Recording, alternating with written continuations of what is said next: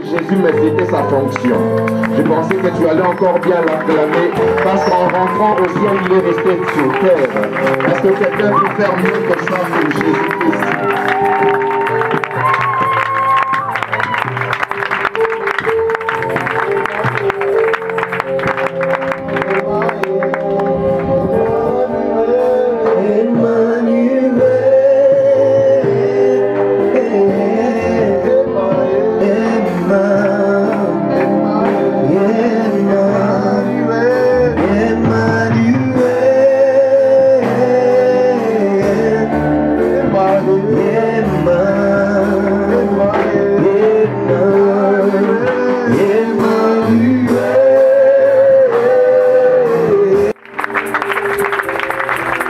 Debout, pendant un moment, nous allons directement rôle et avancer.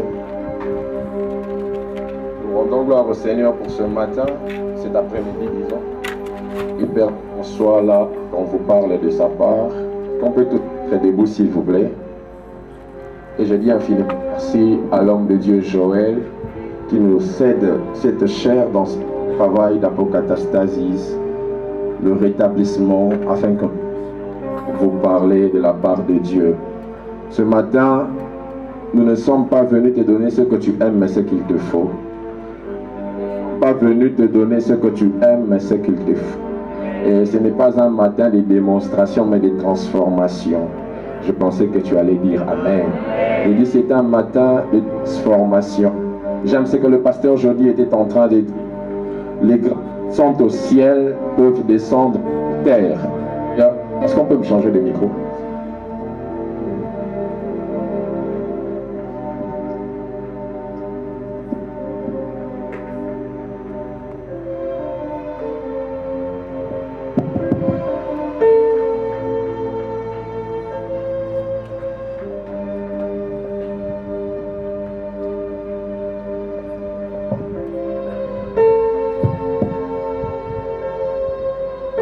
Je disais, les grâces qui sont au ciel peuvent descendre sur terre. Voilà pourquoi, dans Genèse, la Bible déclare que Dieu, en créant le monde, a séparé les eaux d'avec les eaux, n'est-ce pas? Et il a fait ça pourquoi? Parce qu'un phénomène qu'on appelle la pluie devait exister. Et vous savez bien que la pluie ne vient pas sans que les eaux d'en bas montent en haut. Voilà pourquoi au désert même il ne plaît pas. Pourquoi? Parce qu'il n'y a pas les eaux d'en bas. Et ce matin, ta prière, ce sont les eaux d'en bas qui vont monter au ciel. Que ça m'amène, il y a bien. Je disais, ta prière de ce matin va déclencher ce que le ciel détient. Voilà pourquoi ce qu'on lit sur terre sera aussi lié au ciel.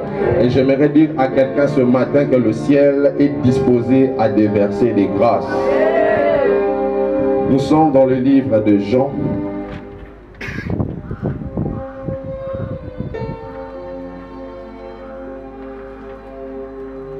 Jean chapitre 6. Nous lisons le verset 63. Si vous y êtes, vous dites Amen. La Bible déclare, c'est l'esprit qui vivifie. La chair ne sert de rien. Les paroles que je vous ai dites sont esprit et vie. Les paroles que je vous ai dites sont esprit et vie. Habakkuk chapitre 2. Un sous-thème qui s'intitule Esprit et vie. Est-ce que tu peux le répéter après moi?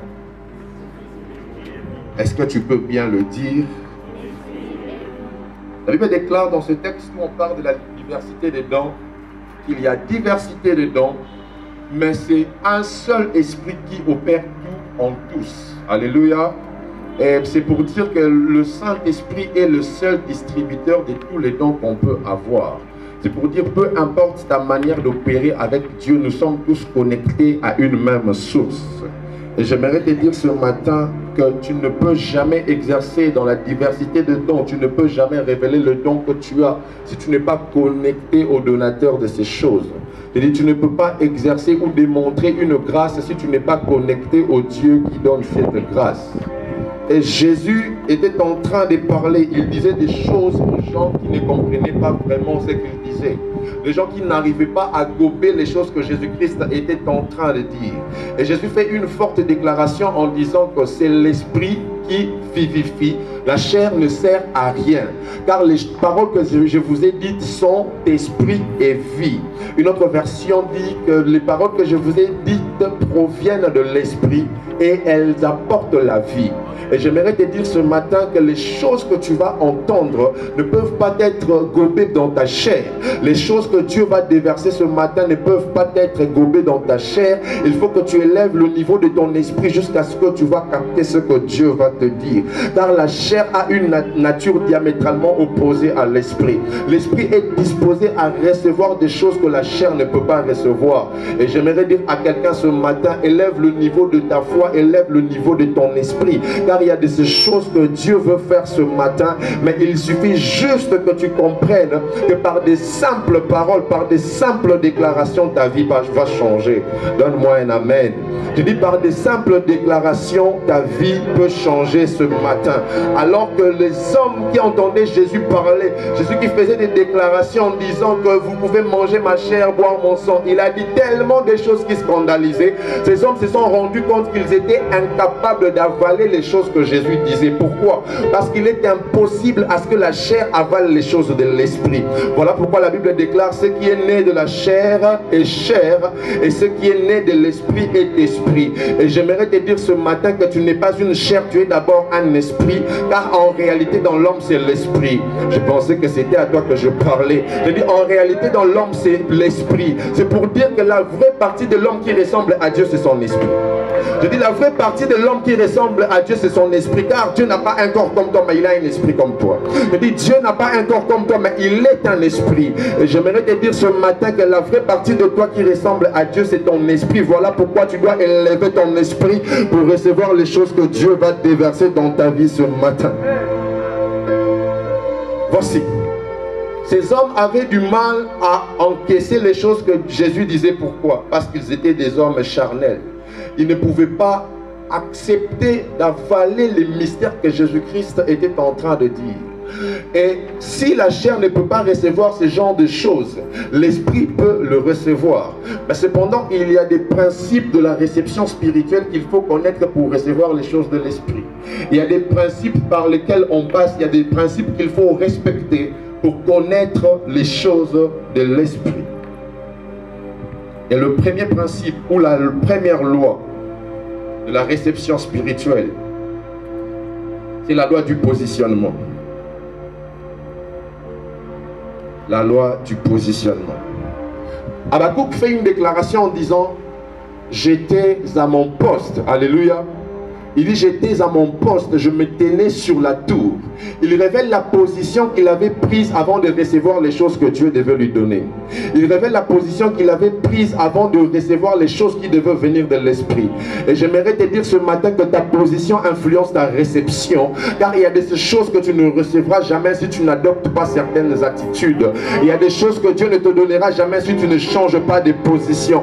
Voilà pourquoi, alors que la pluie devait revenir en Israël, la Bible déclare qu'Élie alla à la montagne et pria la tête contre les genoux. Et j'aimerais te dire qu'il y a des choses qui ne viennent pas si tu ne prends pas certaines positions. Donne-moi un amen, je veux prêcher. Je dis, il y a des choses qui ne viennent pas si tu ne changes pas de position. Et je ne sais pas ce que tu attends de Dieu ce matin, mais je sais que tu dois changer de position.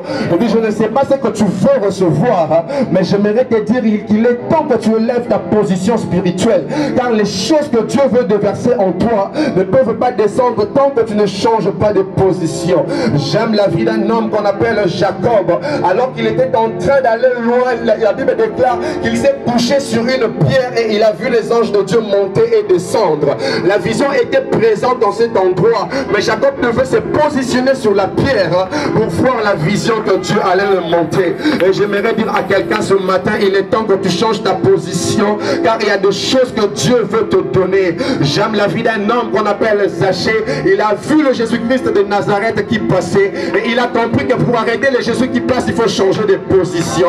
La Bible déclare que Zachée est monté sur un sycomore. Et j'aimerais te dire que lorsque tu changes de position, tu peux arrêter le Jésus qui passe. Je pensais que c'était à toi que je parlais. Et lorsque tu changes de position, ta réception devient plus active. Et j'aimerais dire à quelqu'un ce matin, change ta position spirituelle. Sois plus disponible que tu peux, car il y a des choses que Dieu va déclencher ce matin. J'aimerais dire à un esprit ce matin, ne reste pas statique, fais des mouvements, car la Bible déclare qu'il y a la foi morte. La foi sans les œuvres est une foi morte, car un mort ne peut pas faire de mouvement dans le présent. Un mort ne peut rien faire dans le présent, il n'a des souvenirs que dans le passé. Et j'aimerais te dire que tu n'es pas un mort, tu es un vivant. Voilà pourquoi ta foi doit faire les mouvements. Je dis, ta foi doit faire le mouvement. Et Dieu m'envoie dire à quelqu'un qui attend recevoir des grâces ce matin, change ta position. Je dis, change ta position. Quitte la sphère des hommes et monte dans la sphère de Dieu. Je dis, quitte la sphère des hommes et monte dans la sphère de Dieu. Et j'aimerais te dire ce matin qu'au ciel il n'y a pas d'embouteillage pour les oiseaux. Je dis, au ciel il n'y a pas d'embouteillage pour les oiseaux. Le problème avec toi c'est que tu es trop terrestre. Tu es trop terrestre. Je dis, tu es trop terrestre, tu es trop bomba. Voilà pourquoi tu as du mal à recevoir les choses de l'esprit. J'aimerais dire à quelqu'un ce matin qu'il est temps que ton esprit s'élève. Je dis, il est temps que ton esprit monte. Il est temps que tu quittes la sphère des hommes et que tu ailles à la montagne. Il est temps que tu fasses plus de jeûne. Il est temps que tu changes ta position spirituelle. Car ces choses que tu dois recevoir dépendent de la position que tu prendras. Donne-moi un amen. Alors que Jean devait recevoir la vision, alors que Jean devait voir des choses plus profondes, l'ange dit à Jean, monte ici. Et vous connaissez la profondeur de l'Apocalypse. Ainsi, toute la suite de l'Apocalypse n'allait pas exister si Jean ne faisait pas le mouvement d'Apocalypse 4. Tu ne m'as pas compris. Si Jean ne bougeait pas dans Apocalypse 4, tout ce qu'il a écrit après, il n'allait pas le voir. Et j'aimerais te dire, change ta position et tu verras un peu plus. Je dis, change ta position et Dieu te révélera un peu plus que ce que tu as vu. Je pensais que c'était à toi que je parlais. Je dis, change ta position et tu verras un peu plus. Écoute. L'homme à la piscine de Bethesda a fait 38 années dans le même endroit sans être guéri, mais il n'a pas quitté le lieu parce qu'il avait l'information prophétique du lieu.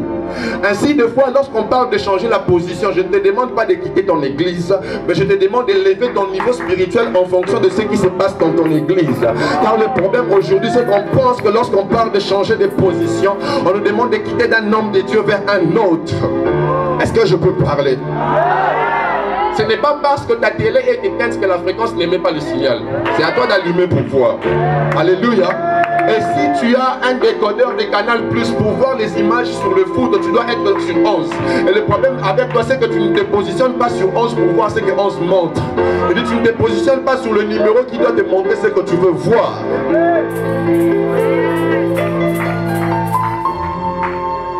Le positionnement, c'est aussi le fait de rester auprès d'un homme de Dieu. Le positionnement, c'est aussi ta stabilité spirituelle. Le positionnement, c'est aussi le fait de rester vers cette personne qui doit t'apprendre les choses de Dieu. On a un problème qui me fait très mal dans ce temps, c'est qu'on a des gens qui courent derrière toutes sortes de prophètes. On a des gens qui courent derrière n'importe quel homme de Dieu. Qui t'a dit que pour que tu prophétises, tu dois voir un prophète. Tu dois voir le Jésus qui a appelé ce prophète. Je dis, tu dois voir simplement le Jésus qui a appelé ce prophète. Le problème, c'est que tu n'entres pas en retraite, mais tu pars chercher un homme, alors que c'est le Jésus de cet homme qui doit te visiter. Le problème, c'est que lorsque Dieu veut t'enseigner des choses, tu es tellement distrait que tu ne peux pas capter les choses que Dieu t'enseigne. Est-ce que je peux parler? Le professeur Jésus était en train de donner cours dans la classe de Marthe et Marie. Et pendant que Marthe se précipitait d'acheter les sucrés au professeur, Marie notait les cours. Je dis, Marie s'était positionnée au pied du professeur pour noter les cours. Et la différence s'est fait sentir le jour de la mort de Lazare. Les deux sœurs sont venues, elles ont dit la même chose, mais elles n'ont pas eu la même réponse. Lorsque Marthe a parlé, Jésus lui a dit, ne t'ai-je pas dit que si tu crois, tu verras la gloire de Dieu. Si Jésus te répond par des promesses, c'est que tu n'as pas compris le cours. Je dis, si Jésus te répond par des promesses, c'est que tu n'as pas compris le cours. Marie vient, elle dit la même chose, mais Jésus dit, où l'avez-vous mis? Pourquoi? Elle était bien positionnée pendant qu'on enseignait la résurrection. Et elle était bien positionnée pendant qu'on enseignait la résurrection. Et la différence se fera sentir quand toi tu invoqueras Jésus et quand quelqu'un qui était présent en cours l'invoquera. La différence se fera sentir. Voilà pourquoi aujourd'hui on a un problème dans l'église. On fait des faux miracles, on donne des fausses prophéties. Pourquoi? Parce qu'on ne participe pas au cours de Jésus. On ne se positionne pas quand le professeur donne le cours, alors que Jésus n'a pas besoin d'être dans la salle de classe pour attraper les tricheurs. Et le professeur Jésus n'a pas besoin d'être dans la salle de classe pour attraper les tricheurs. Voilà pourquoi après avoir donné cours pendant 3 ans, il a laissé un examen, il est parti. Il dit faites de toutes les nations des disciples. Mais en partant, il est resté. Oh my God. En partant, il est resté. Et je m'aimerais te dire, pendant que tu fais de faux miracles, le professeur Jésus te voit. Pendant que tu donnes de fausses prophéties, le professeur Jésus te voit. Pendant que tu fais de fausses opérations dans le temps, le professeur Jésus te voit. Et j'aimerais dire à quelqu'un ce matin, positionne-toi autour du professeur Jésus. Apprends ces choses qu'il veut t'enseigner. Je pensais que c'était à toi que je parlais. Il apprend ces choses qu'il veut t'enseigner. Alors que Jésus-Christ de Nazareth était en train de passer, un aveugle s'était positionné sur son chemin. Et il a appris que Jésus-Christ, le fils de David, était en train de passer. Cet homme a eu la révélation que le Jésus qui passait avec ses yeux. Et puis cet homme a eu la révélation que Jésus passait avec ses yeux. Pourquoi? Parce qu'il était positionné pour recevoir ce que Jésus allait lui donner. Ce matin, je ne sais pas ce que tu dois faire, mais j'aimerais te dire que tu dois te repositionner. Je dis, tu dois te repositionner pour recevoir ce que le prophète. Dis la parole que tu as entendue de Dieu, ces choses que Dieu t'a dit, ces choses qu'on a déclarées sur ta vie lorsque le pasteur prêchait, ces choses qu'on a dites en ce lieu, ces choses qu'on dira encore en ce lieu doivent être gravées dans ton cœur. Mais s'il ne s'entraîne pas pour apprendre à tirer, mais il s'entraîne pour s'optimiser avant de tirer. Et j'aimerais te dire que lorsque tu conserves ces choses, tu te donnes un style de travail, tu te détermines dans ta façon de travailler parce que tu sais ce que tu vas devenir. Et lorsque tu conserves ces choses, tu sais te préserver de ce que Dieu n'a pas dit et tu sais faire ce que Dieu t'a dit de faire. Et j'aimerais te dire que tu ne peux jamais oublier les paroles de Dieu, tu dois les graver dans ton cœur. Voilà pourquoi le psalmiste dit, je serre ta parole dans mon cœur afin de ne pas pécher contre toi. Et j'aimerais te dire, garde les paroles de Dieu en toi, et garde les paroles de Dieu dans ton âme, grave-le dans ton esprit, car ces choses que Dieu t'a dites finiront par s'accomplir. Et les choses que Dieu t'a dites finiront par s'accomplir, mais tu dois les graver dans ton cœur. Il dit, tu dois les graver dans ton cœur. Les paroles que Dieu a déclarées prennent vie en toi, car Jésus-Christ se présente lui-même comme étant la parole. Et lorsque tu graves la parole dans ton cœur, tu graves Jésus.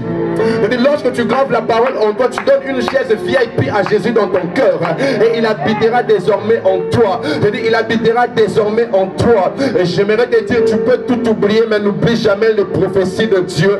Tu peux tout oublier, mais n'oublie jamais la parole de Dieu. Si tu as oublié les prophéties de Dieu, j'aimerais te dire ce matin que le Dieu qui t'a appelé t'a dit, j'agirai, et qui s'y opposera?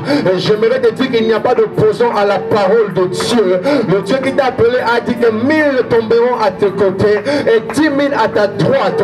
Tu ne seras jamais atteint. Je pensais que c'était à toi que je parlais. Le Dieu qui t'a appelé a dit des paroles que tu dois graver dans ton cœur. Le Jésus qui t'a appelé a dit des choses qui doivent rester gravées dans ton cœur. Il a fait des promesses. Il a dit, je ne t'abandonnerai point, je ne te délaisserai point. Et j'aimerais te dire que toutes les paroles de Dieu doivent rester gravées dans ton cœur. Et ce matin, le Saint-Esprit me pousse à te dire aussi que Jésus revient bientôt. Il dit, Jésus revient bientôt. Cette parole doit rester gravée dans ton cœur, car tu n'hériteras pas le ciel si tu ne gardes pas cette parole. En marchant chaque jour, sache que Jésus revient bientôt.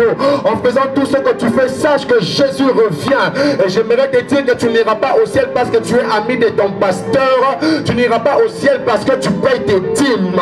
Même si tu payes ta dîme, je dis même si tu payes ta dîme, je dis même si tu payes ta dîme, tu n'iras pas au ciel si tu n'as jamais donné ta vie à Jésus. Même si tu as soutenu Apocatastasis 4, même si tu as donné l'argent, si tu n'as jamais donné la vie à Jésus, tu iras en enfer. Et j'aimerais te dire chaque jour, conserve cette parole dans ton cœur, regarde cette parole dans ton cœur, et que ça soit la source de ta motivation. Donne-moi un amen, je veux prêcher. Je dis que cette parole soit la source de ta motivation. Ne sois pas motivé par les voitures que tu vois sur terre, mais sois motivé par le retour de Jésus qui t'a appelé. Je dis, sois motivé par le retour de Jésus qui t'a appelé, car cette promesse qu'il a donnée est esprit et vie. Je dis, cette promesse est esprit et vie. Et j'aimerais te dire, je ne sais pas si c'est le cas avec toi. Moi, je rêve le jour où je verrai Paul. Je rêve le jour où je verrai David. Je rêve le jour où je verrai même le voleur de la croix. Il dit, je rêve le jour où je verrai même ce voleur, parce que je sais que cette parole est vraie et je la grave dans mon cœur. Je pensais que tu allais dire Amen. Il dit, cette parole est vraie et je la grave dans mon cœur. Et j'aimerais te dire, je rêve voir Jésus de Nazareth. Je rêve voir les traces de la croix. Je rêve voir comment est-ce qu'on l'a flagellé. Je rêve voir toutes ces choses qu'on a faites sur lui. Et j'aimerais te dire que tout peut rater, mais cette prophétie ne ratera jamais. Ainsi, grave-la dans ton cœur. Je pensais que je te parlais. Il dit, grave cette prophétie dans ton cœur, car peu importe le temps que ça peut prendre, ça arrivera certainement. Est-ce que je peux prêcher comme je le sens? Il dit, cette prophétie arrivera certainement, car celui qui l'a fait n'est pas un homme pour te mentir. Il est fidèle à sa parole pour l'accomplir. De la même manière que tu attends exercer les dons spirituels sur terre, attends-toi aussi à aller au ciel. Et de la même manière que tu veux exercer les dons sur terre, attends-toi à aller au ciel.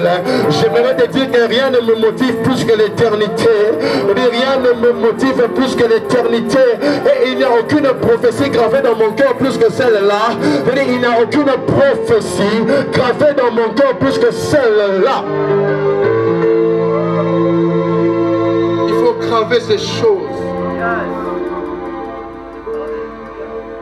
Il faut les graver. Ça doit rester gravé en toi. Car ça s'accomplira certainement. Et enfin, pour finir, la 5e loi, c'est la loi du temps. La Bible déclare, car c'est une prophétie dont le temps est déjà fixé. Vous savez, Dieu vit dans l'éternité. Mais lorsqu'il parle, il soumet une parole qu'il a prise dans l'éternité, dans le temps. Ainsi, ce que Dieu a dit peut prendre le temps pour s'accomplir. Alléluia.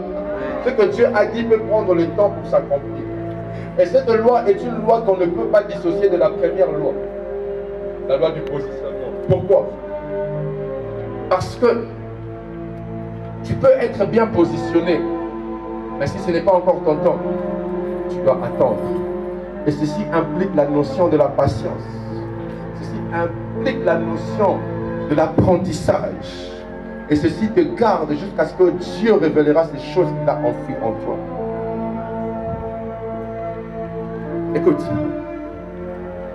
un prématuré est un bébé qui vient au monde sans être donné au monde. Alléluia.